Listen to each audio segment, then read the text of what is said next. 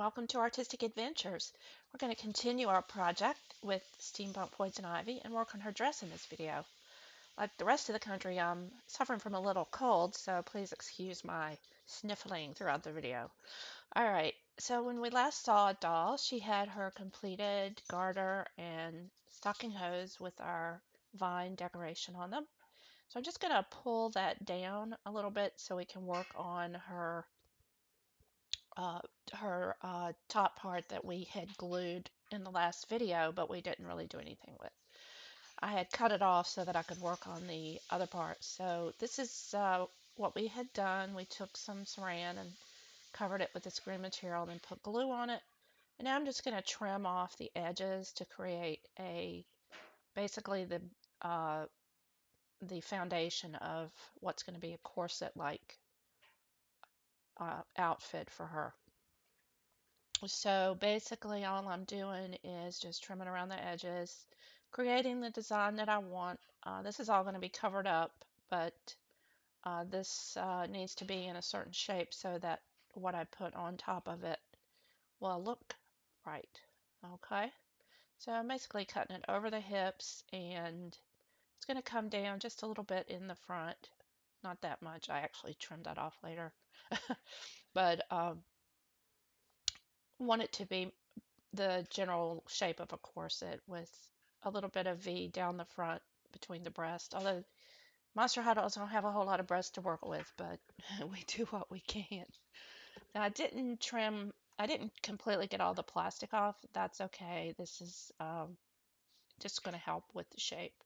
So now I'm going to work on the skirt, and the skirt I want to fall just above where the buckle is on that garter because I want that to be visible. That's a nice part of the costume. So I'm cutting out a piece of material that's going to be about 2 inches wider than she is around. And then I'm going to keep that little hem on that scarf because it's really neat and I don't have to do it. Now when I do this, I'm going to start out and go back and forth with a very small stitch, not very wide. I'm doing that to lock in that bottom part. And then I'm going to switch up to a wider stitch so I can gather. And then the rest of this, I'm going to sew almost all the way up to the top, maybe to about an inch away with a gathering stitch. And this particular one decided to gather on its own. But because that end is locked, I can trim it. I don't have to worry about it coming unraveled. However, the top part, the gathering threads, I'm leaving long so I can pull those a little bit later when I get all these done. So to create the effect that I want, I'm running these stitches up about not quite an inch apart, maybe 5/8 of an inch apart, something like that. And then we're going to pull them and gather them to create that sort of ruched look that was popular during the Victorian era. And that's sort of the steampunk style, the Victorian era. So now that I've got all those done, you can see about how far apart they are. I'm just going to take that top thread and pull it until we have the bottom part gathered up as much as we want. Now I made this intentionally a little bit wider than needed because I wasn't really sure how much I would need after I gathered it. So once I look at this and I see how long it needs to be to show the buckle, I can see how much of the top I need to cut off to be at the waist of this doll. What we're going to do is put a little elastic up there just to hold it onto the doll. Now, one of the things I did here is just running a stitch across the top of those gather threads, and I would go back and forth where they are, and that's just to lock those in place so they don't come ungathered now that I have it all fixed. And then I can trim off the excess part. I will tell you one mistake I really made with this project was I should have made this skirt first because it's fairly fitted and it was really kind of difficult to get it up over those boots once I put the elastic in, but I didn't want it to be very, very wide. I wanted it to be very fitted. So if you make this project, make this part first. because I actually didn't even show me putting it on the doll because it was such a hassle. So anyway, I'm looking at this. It looks like it would be just right. So all I need to do then is take some elastic, and you don't have to use this wide. This is just a piece that I had. And you're going to cut it a little bit wider. I'm going to mark at the point where it would need to be sewn, and that would be the length around her waist. But I'm going to cut it a little bit bigger because I think I've showed you this before. You can sew this and pull the elastic and sew on top of it, and then that way you don't have to run a casing, which is really hard with these tiny clothes. And once you get it through, you're just going to hold on to that back part and pull the front part, and then allow the machine to sew across the top of the elastic. And then when you let it go, it'll automatically gather for you, and you'll have your gathered waist. I also should have put some fray check on the top of that, and I didn't, and it did fray quite a bit, but I went in later and did a little bit of work on that. So now I'm sewing up the back seam, and after I do that, I can turn it and go off camera so you cannot see my Herculean struggle to get it on the doll. But I managed to do it, and without destroying too much of the boots. And as you can see, it's just right below where her little green panties are, and that's one of the reasons I wanted her to have those, because I knew this skirt was going to be really short. Now I'm going to take these leaf shapes that I have cut out in different sizes out of that green material that has sort of a leaf design on it. And I'm just going to start gluing those around the bottom of that corset. I did sew the corset in the back onto the doll. This is not going to be a doll where you remove the outfit. This is, like I said, an art doll, so the costume's going to stay on her. Not to mention the fact that those shoes are glued to her feet now. Oh, okay. So these are all different lengths, and I'm gluing them, in a sort of random way so that it looks like leaves coming down our skirt, because Poison Ivy is friends with all the plants. And there is going to be a leather cincher around her waist, so I don't need to cover this all the way up completely. I'm just going to do the top and the bottom, and then I'll put the leather around the middle part. Stay with me. This will work out, I promise. It looks kind of messy right now, but it's going to end up looking really good. So I want to do the top, and I trimmed that up just a little bit more, and I'm going to use a little bit smaller leaves up at the top, and they're going to be pointed upward while the other ones are pointed, the one at the bottom are pointed downward. So these, we're going to put a little dab of glue and then point them up so that they extend beyond the top of the bodice of this bustier that we have created out of glue and material. And I'm overlapping rows so that it looks really, uh, they're randomly placed, but they look like leaves on a tree would look, sort of, falling in different levels. I'm going all the way around to the back with this. As I said, this is sewn on her, so I don't really have to worry about allowing for a place to open in the back. She's going to be Poison Ivy for a long time. So this is just going to continue with me, and I'm using much smaller leaves here than I did on the bottom, just so that it would, fit with the top part, and I'd be able to get a few on. And I think the more the layers, the better it looks. Putting a few more down at the bottom. Like I said, I don't have to cover it all up completely, but I wanted it to, the part that extends to look really natural. Okay, so that's how that's looking. And I think that's looking really good. So that's going to cover up the top part of that skirt. You won't see it. And then the bottom part will come down over just the top of her thighs.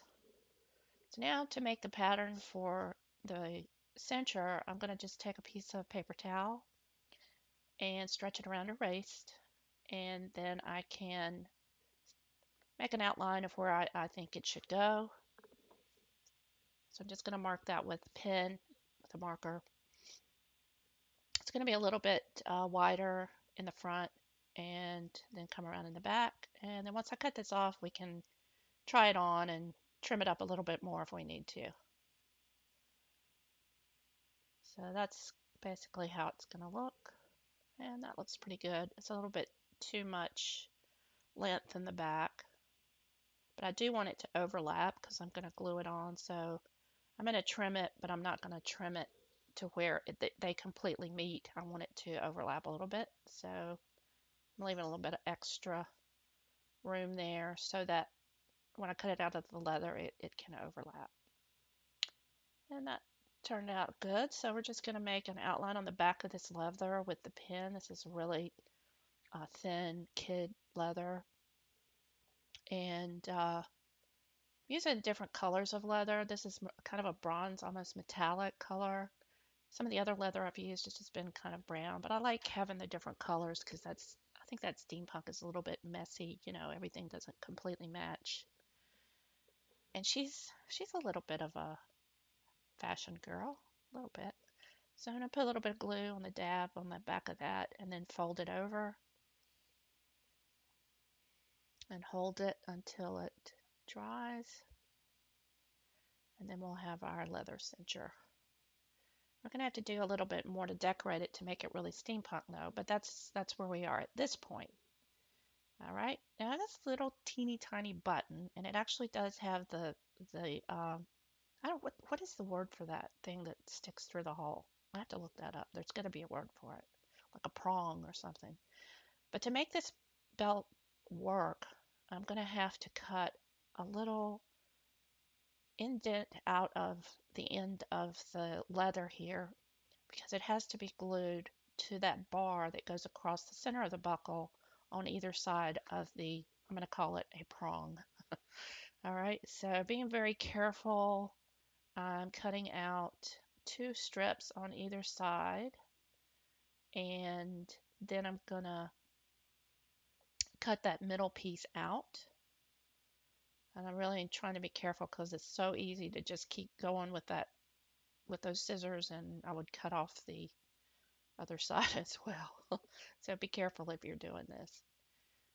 This whole costume has been kind of complicated. I know you you may not be wanting to try this, but I'm sure it's interesting to watch anyway. Watch me fumble around with it. So now that I have that part, I'm going to lay it down and put a little glue on the top of the leather. So I've got a little U shape there, and we're going to glue that to the bar on either on the back side of the buckle. So this will be an actual working belt. Sometimes when I do this, I don't have the buckles that have a prong, but I was fortunate enough to find these. I think I found them on, I don't think it was on Etsy. I actually think it was on AliExpress. So if you're looking for them, that's probably where I think I got them. So now you have to put that prong in the middle. I was trying really carefully to do this and ended up was easy, just as easy to do it with my fingers. But you don't want to glue it so that the prong can't move anymore because you're going to have to use that so that you put it through a hole in the belt. So you just want to make sure you get the leather attached to the little bar on either side of that. And then we're going to let that dry. And hopefully it won't get glued to the paper towel. I don't want to move it. I don't want to touch it. All right, so while I'm doing that, I'm going to make some more decoration for her stocking boots to make them a little more steampunk. Right now they're pretty poison ivy, but they're not necessarily steampunk, other than the garter part, that is. So I'm using these little tiny buckles, even smaller than that one, and they do not have the prong. So I'm just going to run that through there, and then I'm going to measure so that I can have the buckle on one side, and then I'll trim off that end, and then I'm going to take that part that I trim off and glue it underneath the buckle on the other side to go across to the other side of the foot. All right, like that. So I'm just going to put a little glue on the back side of the buckle. It'll also help hold that buckle in place.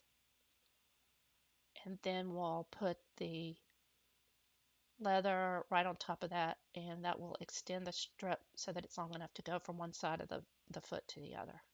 Okay, so I've got the glue on there. So we're just going to glue that underneath. And it'll look like it's, an actual working buckle, but it's not. So that's what that looks like. I trim that end that comes out as, in a point, so it'll look like a buckle. And I'm going to do exactly the same thing to the other side. So we've got one for each side of the foot. All right. So now that seems to work, and you don't have to worry if it's exactly the right size because you can always trim the leather off. What we're going to do is just put some glue on either side of the shoe on that outer sole where we want the strap to come, and we'll glue it down, and then once it's dry we can trim off any excess that we have that sticks over the side. So I just want this to go across the toe. I think that'll look kind of sassy and steampunky, but I want the buckle to be over on the outer side. See what I'm saying? All right, so we're just going to glue that down, and after it dried, that's what we came up with. So we got a little cute buckle on the shoes, and that adds some steampunkness to the stocking boots.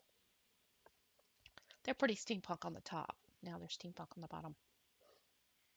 All right. Now, we got that part done, and those are dry. We're going to move on to putting our buckle on the waist around the cincher.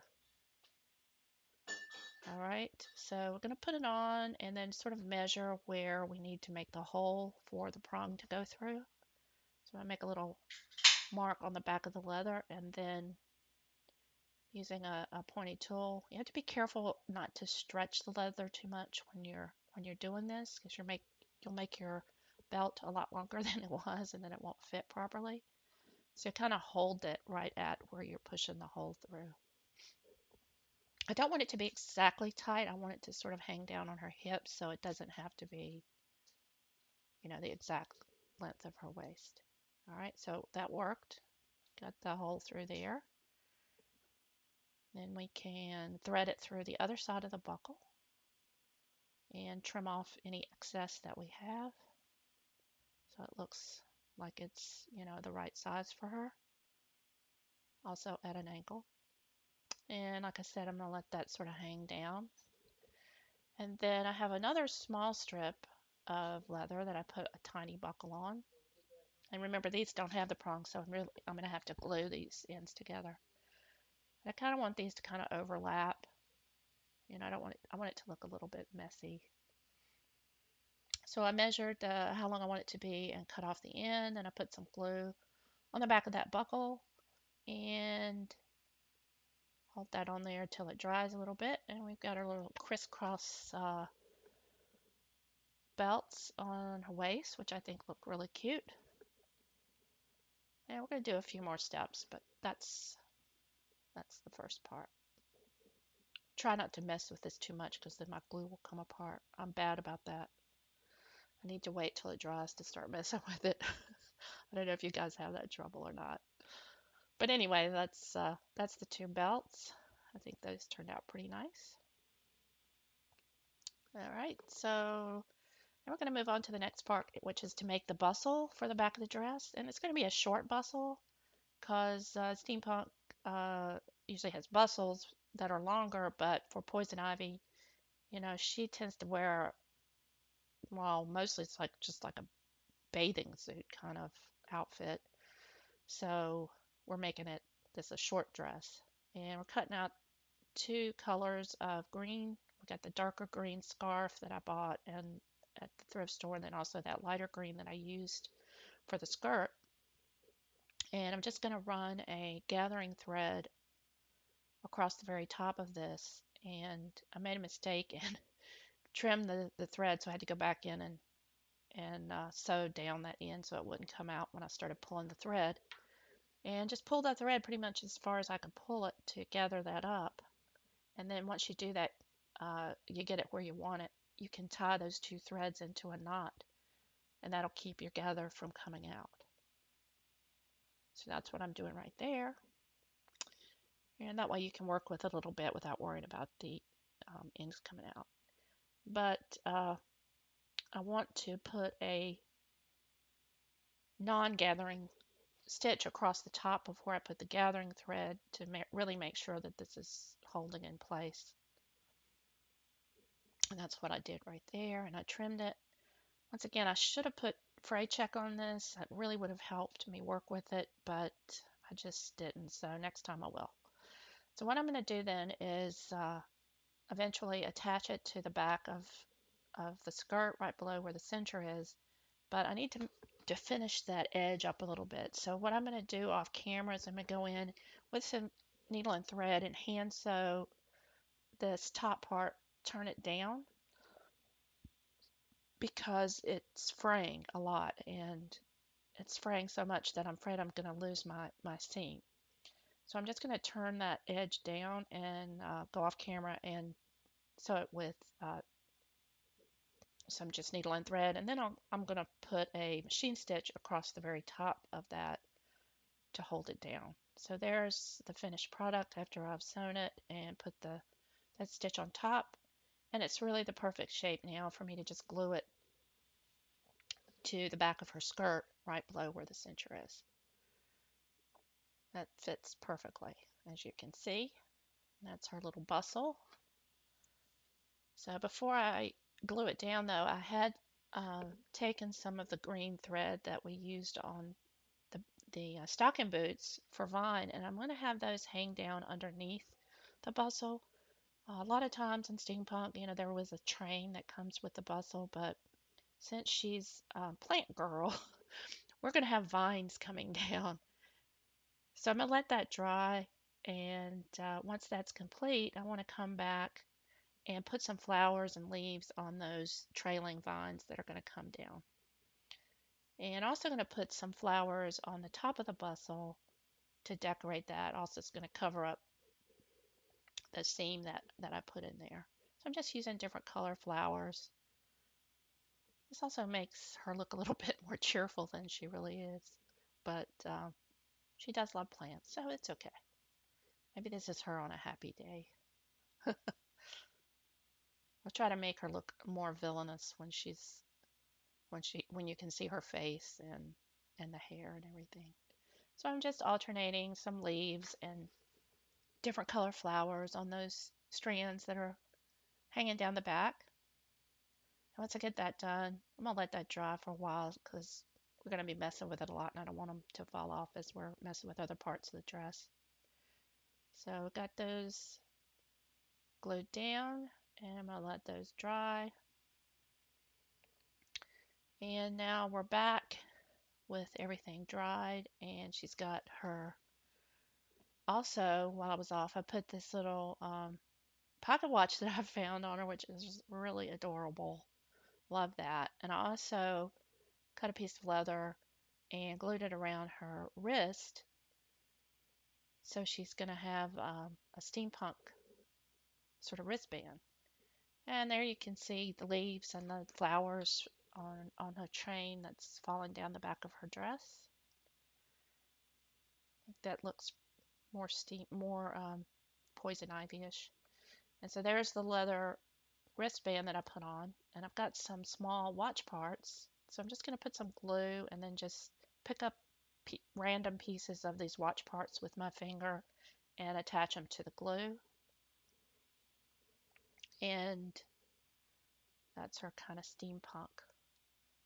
You can get these small parts on Etsy and eBay if you just search for watch parts. You can get it like a bag of them, and then you can use them for whatever you want. Always have some on hand.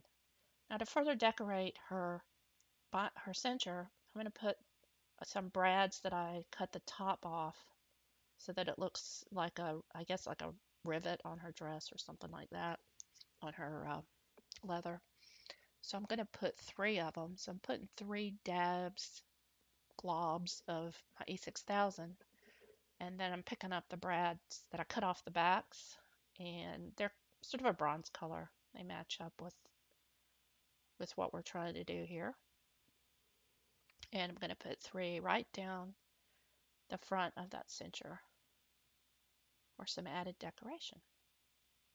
So that's how that looks. Coming along, very steampunky. Now for the other arm, I want to have a vine. So we did steampunk on one arm, and the other arm we're going to have it be more of the poison ivy look. So I just twisted that in into a curl. It's going to hang down over her hand a little bit. And then I'm just going to wind this green wire around in sort of a random way.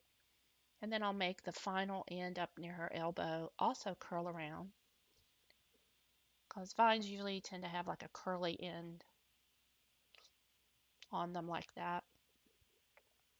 And this will be her sort of steampunk, her poison ivy armband. And we're going to take another one of those little small ivy leaves that I found at the thrift store and put a little glue on the back of that. And then we'll just glue it to it, and it'll also help hold it in place. Because I kind of want those curls to stay positioned on her arm the way they are. And this way, with the leaf on top, it's gonna the amount of glue will probably go through to her arm. I'm pretty sure it will. And that way I'll hold it in place. So just pop that on there like that. And that's really all we're going to do in this video. I still have lots to do. Still have lots to do. But for this video, we got the armband that's poison ivy-ish. And then next I'm going to show you a close-up of sort of the middle of her with the belt and the cool pocket watch and the rivets and the steampunk armband. And then there's a picture of the back with that trailing vines coming out from under the bustier and the bustle. There's a side view, so you can see her cool boots and the trailing vine. And then there's the full frontal view. I really love how this has turned out. I really love the colors, and I think once we get her with her red hair and everything, you'll see it's gonna be a really nice outfit. So as I said, lots more to do. Probably the next video will be the last video. We're going to do her hair, we're going to arrange her hair, and we're going to do a steampunk top hat, of course. That's got to be on there. So make sure you stay tuned for that. We're going to finish up this video. Make sure you subscribe so you don't miss a thing. We've got lots more coming up. Thanks, and bye.